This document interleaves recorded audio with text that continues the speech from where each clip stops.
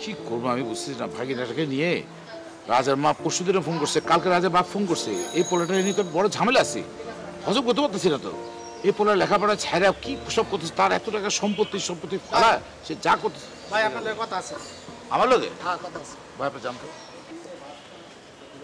আপনার বাগিনা রাজ আমার মনে ডিস্টার্ব করে। রাজ ডিস্টার্ব করে? হ্যাঁ। কি বলতেছেন আপনি এসব কথা? ওরে বলবেন ও যেন আমার বোনের আর ডিস্টার্ব না করে। কেন? আপনি আপনার বোনের সামনে রাখেন, সমস্যাটা কোথায়? ভাই আপনার বাগিনারে বলবেন আমার বোনের যেন ডিস্টার্ব না করে, যদি ডিস্টার্ব করে তাহলে কিন্তু ওরা খরচ করে দেবেন, বুঝলেন নাই? নতুন আমদানি হয়েছে মনে হচ্ছে। এখনো কিন্তু আমস কিন্তু এখনো জাদুঘরে রাখি নাই, এখনো কিন্তু এই 1 সপ্তাহ কিন্তু গন্ধ যায় নাই। রাইখা দিয়েছি শুধু আমানত হিসাবে। সাবধানে কথা করে কাল্লোর কথা করতেছে। আপনার বাগিনারে বলবেন আমার বোনেরা যদি আবার ডিস্টার্ব করে ওরা তো নাই কর্ম আল্লাহ কিন্তু আপনারও নাই করবো।